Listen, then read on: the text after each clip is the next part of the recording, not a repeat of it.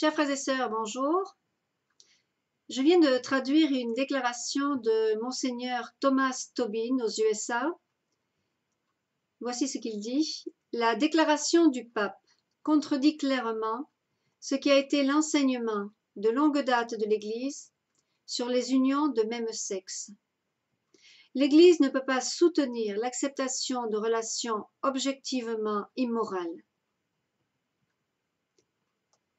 J'ai traduit également un article tiré de LifeSite News de Monseigneur Vigano, et je vais vous citer tout à fait fidèlement ce que j'ai pu traduire. L'archevêque Vigano répond au nouveau film dans lequel le pape approuve les unions civiles homosexuelles. Le site internet Vatican News a annoncé au Festival du film de Rome un film documentaire qui est appelé Francesco et qui est réalisé par Evgeny Afenitsky. Alors je vais vous citer ce que j'ai pu comprendre et traduire de l'article.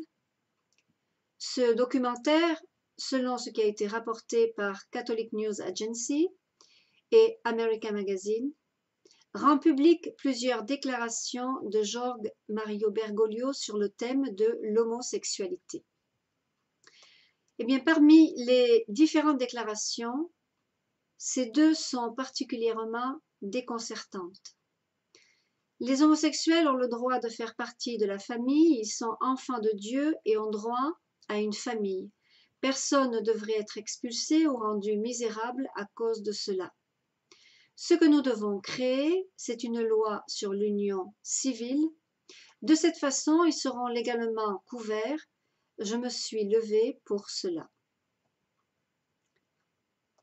Monseigneur Vigano nous dit qu'il n'est pas nécessaire d'être théologien ou expert moral pour savoir que de telles déclarations sont totalement hétérodoxes et constituent une cause très sérieuse de scandale pour tous les fidèles.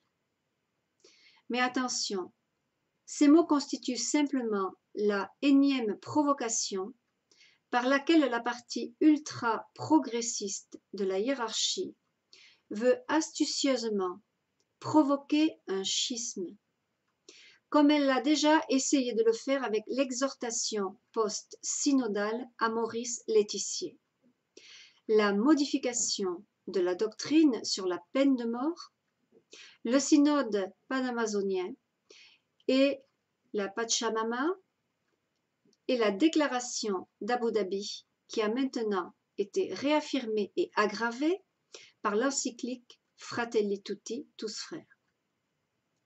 Il semble que Bergoglio essaie impudemment de monter les enjeux dans un crescendo d'affirmations hérétiques, de telle manière que cela obligera la partie saine de l'Église, qui comprend les évêques, le clergé et les fidèles, à l'accuser d'hérésie pour déclarer cette partie saine de l'Église schismatique et l'ennemi du pape.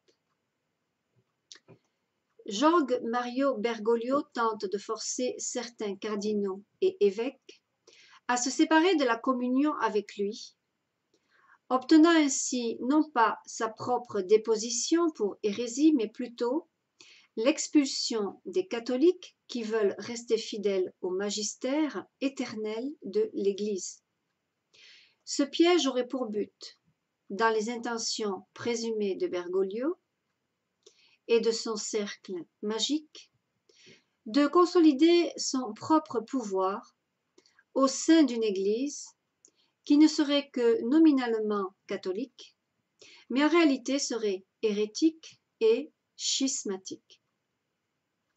Cette tromperie s'appuie sur le soutien de l'élite mondialiste, des médias grand public et du lobby LGTB, auquel de nombreux membres du clergé, évêques et cardinaux ne sont pas étrangers.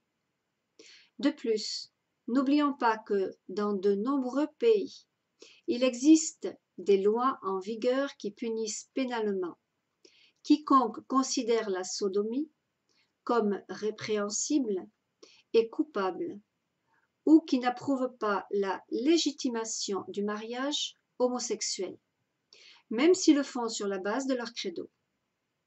Une déclaration des évêques contre Bergoglio sur une question comme l'homosexualité pourrait potentiellement conduire l'autorité civile à les poursuivre pénalement avec l'approbation du Vatican. Bergoglio aurait ainsi de son côté non seulement l'Église profonde, représentée par des rebelles comme le père James Martin, et ceux qui promeuvent le chemin synodal allemand, mais aussi l'État profond.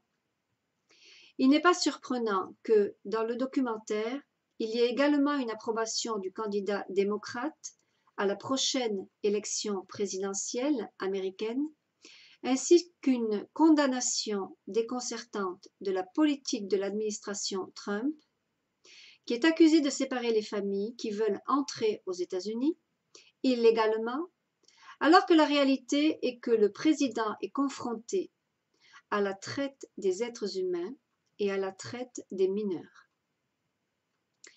Alors, ainsi, alors qu'il est interdit aux évêques américains conservateurs d'intervenir dans le débat politique en faveur du président Trump, le Vatican se permet de s'immiscer dans les élections en faveur de son adversaire démocrate, en union avec la censure des médias sociaux et d'information de graves accusations contre la famille Biden. En tant que catholiques, nous sommes appelés à nous joindre à ceux qui défendent la vie, la famille naturelle et la souveraineté nationale. Nous pensions avoir le vicaire du Christ à nos côtés.